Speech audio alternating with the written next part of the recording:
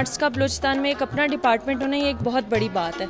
और fine arts वाले जो हैं इसको वॉल पेंटिंग इसलिए कर रहे हैं कि लगे कि ये फ़ाइन आर्ट्स का डिपार्टमेंट है, हर एक स्टूडेंट अपने तरीके से इसको मतलब डेकोरेट कर रहा है।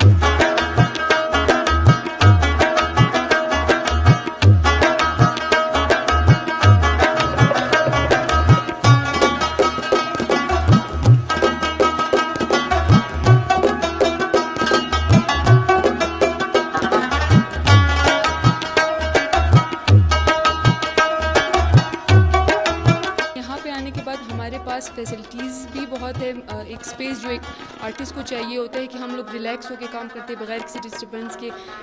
पहली दफ़ा हिस्ट्री में ऐसा हुआ है कि हमें कोई ऐसी स्पेस मिली है जो बच्चों के लिए इनफ हो, जहाँ वो अपने स्कल्पचर का काम कर सकें, जहाँ वो अपने पेंटिंग का काम कर सकें, जहाँ अपनी फिल्में बना सकें, जहाँ वो म्यूज़िकोलॉजी का। तो आई एम सो हैप्पी।